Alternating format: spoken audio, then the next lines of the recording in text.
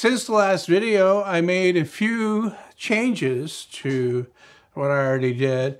The first is that I changed the lift slot from straight to curved. And what this does is it keeps the bearing flat against the wall of the slot rather than being at an angle when the slot was straight.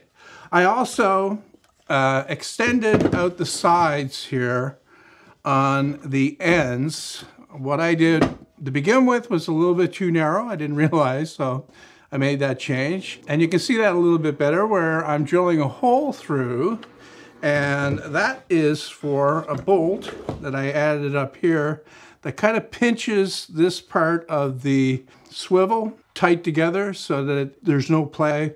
I also drilled a hole, a very small hole, through the pivot pin, and I put a nail in, and that will keep that pin in place and not let it come out.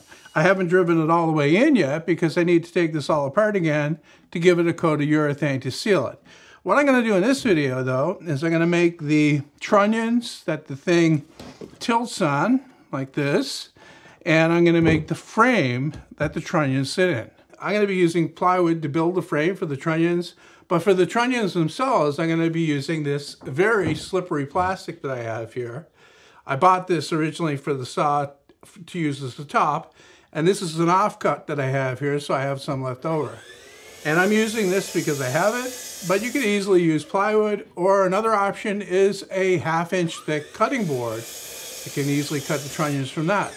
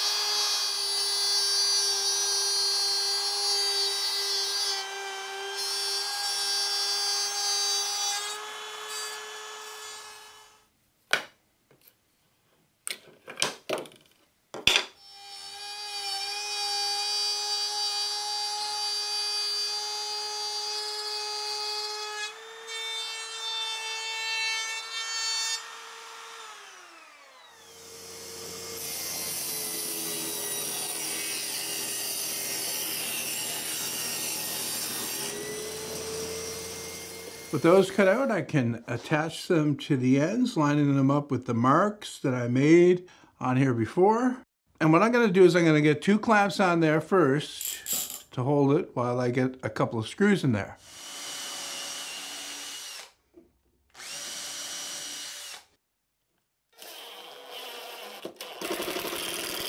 And then I can take the clamps off again and mark the back of the trunnion so that I can cut it off.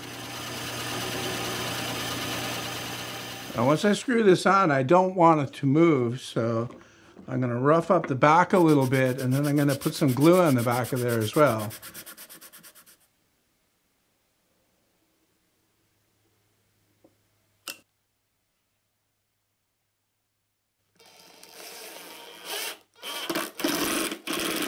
I've got them attached to both ends, and I also trimmed one of the ends here, the frames, and line it up with the trunnion that's on here and just spring clamp it in place up tight against that so it doesn't fall.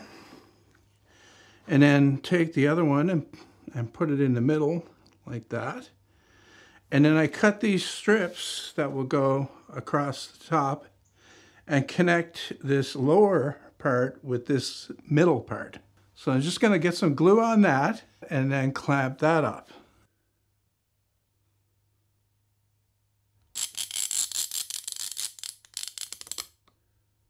Okay, so that's the two main trunnions made. And most saws only have two, but of course mine is special. It needs another one. This one's much bigger though, and I'm laying it out here on this piece of plywood. First thing I did was I made a cut part of the way in, kind of before I realized what I was doing. It's actually better to lay this out first while the full sheet is still intact. I could cut this curve with the router again, but this time, instead, I'm just going to mark it out with a stick and then cut it out on the bandsaw. And the purpose of this trunnion is to help support the motor. And there'll be more about that in the next video in this series. I thought I would take the time to set it up to demonstrate how it tilts. And I also quickly made a hand wheel to put on there to demonstrate the lift as well. We still have ways to go, but I would estimate that I'm about halfway through the build. All of the really difficult stuff is already done.